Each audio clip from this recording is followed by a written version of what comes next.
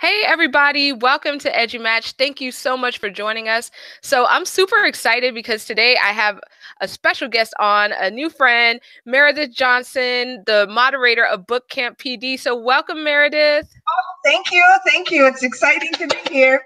Oh, Woo-hoo! super excited to have you here. Yeah, absolutely. Like you just do amazing work. So, very excited to introduce you to the EduMatch community for those who don't know you. So I'll read a little bit of your bio. So Okay. Meredith seeks out others to work collaboratively within the integration of 21st century learning skills. She loves working with adults, guiding them in developing their academic skills, and using technology as a tool to help them achieve their goals. She is an avid user of Twitter as a tool for learning and a moderator of Book Camp PD. So Yes, yes, super yeah. awesome. Yeah. So over the next few minutes, we're going to get to know a little bit more about you as well as Book Camp PD. So again, super excited to have you here. Thank you. Yes, pleasure. And what's your background and who or what inspired you to go into education? Okay. It's a lengthy background, so I'm going to try to make it shorter. Okay. But if I run on, all you have to do is say, okay, and next. All right. So I started in education back in high school in the 70s, 1972. I was in high school and I wasn't really connecting with a lot of the things. I was going through the coursework, but I was kind of bored. And a high school counselor, wonderful man, he said, I think you need to get involved in working in the schools. And so half a day I would go out into the classrooms and work in the school setting about 3 days a week. And then the next year, in my senior year in high school, I was involved with a childcare setting where a lot of the students that had babies, perhaps their infants would come into the school setting, and we would hold a preschool kind of setting for them. Then I started, after that, I went off to college at Southern Illinois University in Carbondale, and I received both a elementary and special education degree. And I began teaching right away for the woman that I did my cooperative teaching with. So that was great. There we were, same classroom. And it was all in special education. So I did that for many years. And then I had my first child. So after about, I think I was in my fourth year of teaching, I stopped teaching and I stayed home then to have two children. And the challenge in my life came about and I needed to go back into teaching. So I called the principal that I worked with, said, "Oh, do you have any openings?" And he said, "Can you be here tomorrow?" And I said, "Okay." He said, "I have a sixth grade teacher. Her husband was a professor at the university. He's leaving. She's going with him. And so if you can be here tomorrow for the rest of the school year, that would be great." Okay. So I jumped into that sixth grade teaching position and I did that for the rest of the year. And then I went into a neighboring town the next year. And at that time, many special ed classes were what we called self-contained, where the children were with us. And I think this is good for the audience to know, like the continuum of how education has changed so much over, 4 decades. So I went into that classroom. I was with about 16 children all day long. The principal, he became a principal when he was 18 years old because that was a long time ago. All right. And he was now 82. Wow. Okay. You see the long time. And his whole perception was that those children were to stay with me all day long. He understood that I was going to get 30-minute duty-free lunch, but otherwise those children were connected to my hip. And I thought, wow, no, this is not the way that is best for the children. It's not the way that they're going to grow. And so I started my master's work then to become a special education director, so that I could hopefully implement change that would help the special education children in that area of Southern Illinois. I earned my master's degree in educational administration, but there weren't any special education directorships open, none, zip. So I switched gears and I became a middle school principal. And in a rural setting, also in Southern Illinois. I was there for 7 years. Then I moved after that to Wisconsin, and I became an elementary principal in an area right, the border of Minnesota and Wisconsin are right next to each other, and I was right on the other side. My family, most of them, was in Minneapolis, so I was real close to them. I stayed there for 9 years, and as the years went on, I kept adding additional hats: curriculum director, technology, professional development, grant writing, all of those things, until 9 years later, it was like, whoa, this is a lot. This is really heavy. And so I had been tremendously successful in writing grants and providing huge amounts of technology and books and programs, after school, middle school, transition programs. We also developed one of the first 4K 4-year-old kindergarten programs in Wisconsin. Huge amounts of things had happened, but it was like weighing on me. And so my husband and I and my youngest son went to Reno, Nevada, to Washoe County. Huge difference. It was going to be warmer. I would wake up lots of mornings in Wisconsin, and that little thermometer in the car would say 10 below, 10 below, 10 below. And so I thought, okay, we'll go somewhere warmer. And we chose Reno, Nevada. And there, we were there for 8 years. And I started out being an assistant principal, which I thought was great, because not so much of the workload that I had previous position. Then I missed being a principal and helping educators implement change. So I then went back into that aspect of being a principal. Then after that, I wanted another adventure, and I also wanted to go back to the state of Illinois. The schools in Illinois at that time were doing school improvement grants for the schools that scored in the lowest 5%. That district that I was hired by, they were doing a nationwide search for someone who could be a turnaround principal, could really implement the changes that were needed. So we then went back across the country to Illinois, to a school district there, and I was there for 2 years. Then it was time, okay, it's getting closer to when I can retire. So my husband and I then, we went to Florida, and now, I worked for the school district Collier County in the state of Florida for 1 year last year. And this is my first year of retirement, and I am transitioning into it. So I know that's a long story, I know, but that's 40 years in education, and working with amazing, amazing teachers and parents. Oh, I miss some of them so very much. Oh, wow. Absolutely. What an amazing story. And congratulations to you on your first year of retirement. That is awesome. But you have done so much in your career. So that is wonderful. I wanted to give a huge shout out to Peggy and Rochelle, who are on the YouTube live. Yeah, they're on the YouTube live chat. So they're saying hey.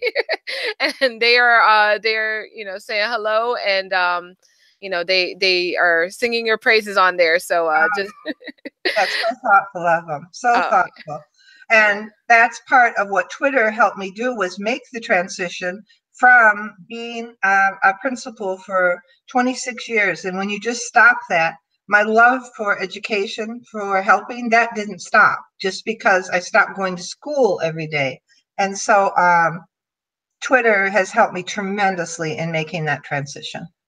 Oh, so that's a good segue into our next question. So, so you do a lot of connecting and growing with peers online. Yeah.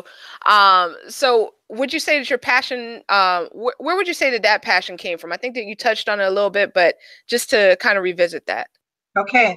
My father, he was an electrical engineer and was always on the leading edge of technology his whole life. And that is the time when we didn't have cell phones, when he was instrumental in working all across the country. And I gained a lot of my passion from him in trying to always be innovative. And when he purchased a laptop, one of the first laptop computers, because you have to understand, when I began in education, there were no computers in any of the schools at all. And so he bought me a laptop computer. I then, in the early 80s, became involved in social media and what it was then in AOL, and connected with people all over the country. It was an amazing time.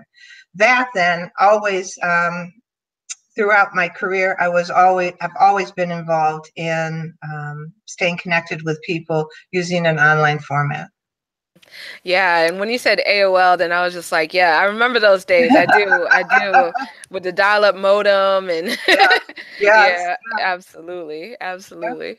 All right, so you've been doing a lot of work on Twitter with Bootcamp PD. So could you tell us a little bit about Bootcamp PD, for anyone who might not be familiar, and how people can participate? You bet. Bootcamp PD is a hashtag that resides on Twitter.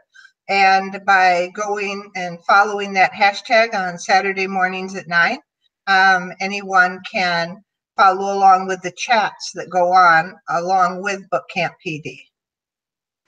My passion was for starting Bootcamp PD, was that as I moved to Florida and had that year to reflect on all of the previous years before, I realized that as educators, a lot of what we learn is from the books we read and the people we surround ourselves with. And that's one of the first things that I have a graphic of on the website.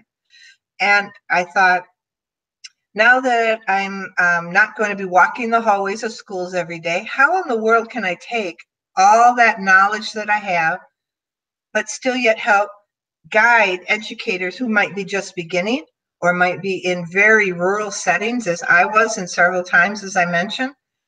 They need connections with others. And how can something evolve around books and connecting, collaborating with others?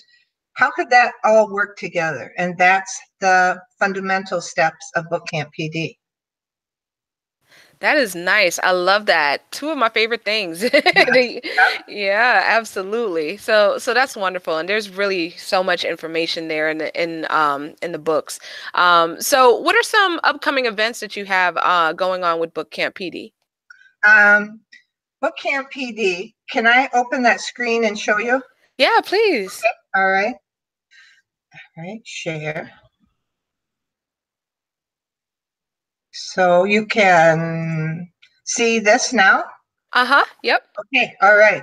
This is the website that was created to go along with the Saturday morning chats. The Saturday morning chats are only half an hour long, and often educators, they get a taste for something, but they want to know more. And so if I go here up to Twitter happenings and go to weekly chat topics, this right here explains that the chats are broken each week. It's rotated with a different kind of topic. The first one is book tasting, where people can come and share about books. The one after that is porch swing, which is sharing strategies and resources also that they gain from books.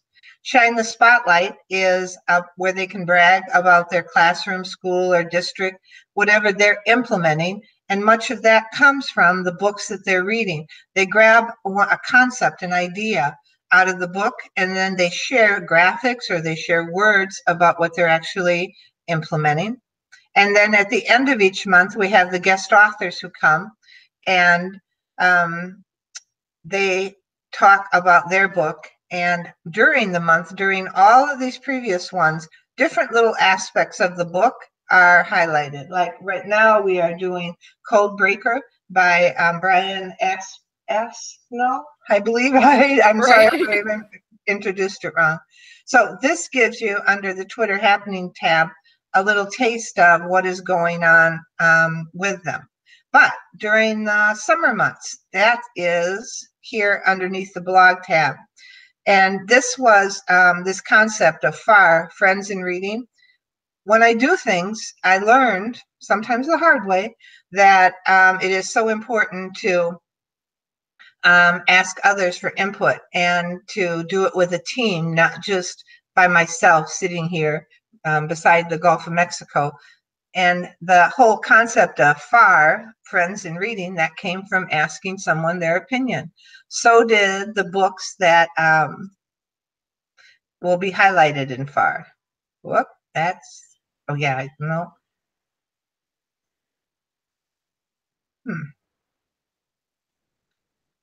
So this graphic right here, can you see that okay? Yeah, it looks great. Okay. It explains the authors, because in the summertime, educators have much more time for reading. And so instead of once a month having an author, they will be every other week. And here on this graphic, it shows that our first one is the book Serendipity, and the wonderful author will be there on June 16th. And going on then to the other ones, all of these books here, these 6 will be highlighted during the summer. All of those books came from asking others on Twitter, what book would you like to have us highlight? And so that's what we're looking forward to in the future with Book Camp PD, are all of those authors. That is so cool. Yeah, I saw Jared Borman on there. So, Yeah, yep, yeah, Jared's so there. yeah, Jared is really active right now. He's on Twitter. He's sharing so many things about his book, and getting everyone to jump on board. It's exciting. It's really exciting. absolutely. Yeah, he is great. He is great and always sharing so much with the PLN. So that is awesome. So what are some of your favorite books for professional learning? Well, there are so many. I have bookshelves upon bookshelves full of all of the books, and when you collect them over 40 years, and I was an avid member of ASCD, and so I got all of those books from them monthly, not quarterly. So books are just a huge part of my life. When I was a little girl, I didn't play with dolls. I had a library, and as my brothers would walk by, I would try to have them check out my books. They wanted no part of it, but that's what I did. And so books are just huge in my life. But some of the ones that I went through my shelf this afternoon, because I saw your question, and I thought, what are the books on all of these shelves that really impacted me as an educator? And one of them is Good to Great by Jim Collins, just phenomenal. The book Amplify by, I don't want to say her name wrong, but I think it's Kristen Zemke. Yeah, Okay. yeah. All right. That book, you see, I came through many years, year after year, of wishing, hoping that we would have a book that would connect literacy with using technology as a tool to support that. And when she wrote that book, Amplify, it just like, yes, all right, we've got it. So that was really exciting. The next one is Focus by Mike Schmoker. That's just huge. Richard Allington was just amazing part of my life in understanding literacy. And so all of his books and the book he has on summer reading are, that's just, I think, something that every educator should have knowledge about to understand those early literacy concepts and principles, because they're the foundation which a lot of other things are built on. And then during my time in Reno, Nevada, the Hispanic population there was big, and there is a book, Hispanic Parental Involvement, which is huge, and I just totally recommend, because a lot of people, no matter which minority group it is that I have worked with, whether it is Native Americans or whether it is Black youth or whether it is Hispanic, when Meredith Johnson grew up in the Midwest, I don't have all that background knowledge. I don't have those experiences in my life. And so I think one of the important things that we do, of course, is have the one-to-one relationships and conversations with parents and community members. But you also have to understand more about that culture, so that when I sat down in those initial conversations, I wasn't constantly sticking my foot in my mouth and saying things that I had no intention of saying wrong or incorrectly. So whatever I can do in reading books about whatever minority it is, then that helps me as an educator understand more, so that I can move forward on a positive footing. So that book about Hispanic parental involvement, that was very important to me during my time in Reno. And then the last one is from Michael Fullen and Leading the Culture of Change, because I think my whole life I have always pushed the envelope on change. And sometimes that has been very challenging, not to say the least, but it is always something that I've been involved with. Absolutely. Oh, those are some great selections. And I love what you were saying about that culturally relevant piece as well, like being culturally relevant in terms of pedagogy and teaching and just educating yourself on the culture that you work with. So Yes. absolutely. Yeah, there are so many educators all across our country who have been raised in middle-class white families, and then they go in and they work with all different sorts of minority groups. But if they don't pause and take a minute to gain a greater understanding, then they just try to put their beliefs, their concepts on top, and it doesn't work very well. It doesn't work very well at all. And so I think I agree with you that it's very important, and I think it's an area that we all can talk about more frequently and continue to grow in. Yeah, I totally agree with you. I totally agree with you on that. So, what can we expect to see from you and Book Camp PD in the near future? Well, I showed you the little graphic with our FAR concept, and I hope everyone will go onto the website and check that out. You can drop in for just one book or maybe two of the books, really connect with you, whoever, as an educator. And so it gives you the ability, all right, I'm going to be present during 2 Saturday chats, and I can talk and read while I've read this book and communicate, collaborate with other educators who also have. Because I believe all of the books that I have read, and I'm sure you have similar, we can read them, but if we don't collaborate and connect with others about the books we've read, a lot of it washes over us too much. We need to make connections and say, you know, I read this part. Tell me, Sarah, how did that work for you? Did you read that part too? Did you connect with that? Or I read this part and I thought it was a great idea. I went and tried to implement it. And oh man, I fell on my face. It did not work. The kids did not like it. I don't know what I did wrong. What was your experience with that? So books are great, but I think collaborating with others is a necessary part. And there's a part in the website also for collaboration. So does that help? Oh, absolutely. Yeah, so that is fantastic. So I've really enjoyed our conversation today, and I know that our viewers will as well, and our viewers that are watching right now, they are as well too. I'm seeing the comments coming up. But if people want to contact you or get in touch with you online, then how can they find you? Okay. You said about everyone connecting, right? I want to be sure that I give a huge shout out to all of the educators who have joined Book Camp PD thus far. The whole concept began with Teresa Gross and I, and she is also on Twitter, working collaboratively in order to build this foundation of Book Camp PD. And she did a marvelous job of helping me every step of the way. She's now gone off and has her own chat right before Book Camp PD, PD for You and Me. And I believe that's the name of it. And, you know, I just want to acknowledge her tremendous assistance in getting it all started, but also everyone who comes. If people didn't come on Saturday morning, they didn't add all of their thoughts, it wouldn't be such an enriching spot. So I might moderate it, but I think all I do is like guide, and it is all of the members of the PLN who make the difference, not Meredith Johnson, but all of those tremendous educators. So to answer your question though, okay, they can contact me at on Twitter at I think it's MJJ Johnson. Is that it? Let's see. Yeah. 1216.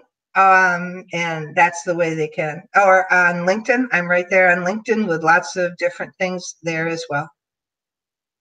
Awesome. Well, thank you so much for your time. It has truly been a pleasure chatting with you, and I'm looking forward to diving into some of those books and the upcoming events that you have going on. So, really wanted to thank you for coming on EduMatch. Yeah, thank you. It's been a wonderful opportunity to share what's going on. Thank you, thank you, thank you. Well, thank you, thank you. You are just amazing, and I just loved hearing about all the work you do. So thank you also to everyone who's tuning in, or everyone who's going to catch us on the replay. So this will be available in edited form in a little while, as well as in audio form on iTunes, Stitcher, Google Play, and hopefully soon to be Spotify. Fingers crossed. So we'll see. Yeah. For you as well. That sounds wonderful. Way to go, girl. Thank you so much. Appreciate that. So looking forward to that. And so for anyone tuning in, then we are off for this Sunday's Tweet and Talk. So for Mother's Day. So happy Mother's Day, and happy Mother's Day to you, Meredith. Thank you. Thank you very much. Yeah, very welcome. Been wonderful. Thank you. Oh, yeah, it's a pleasure. And happy Mother's Day to all of our EduMatchers as well. So we will be back the following Sunday. We're going to have Josue Valez, who's going to be doing a tweet and talk about developing high-performing PLCs. So join us, same bat time, same bat channel, podcast. Yes, podcast with an s.edumatch.org/tweet talk. And you can sign up with on panel with podcasts.edumatch.org/sign up. So everybody have a great week.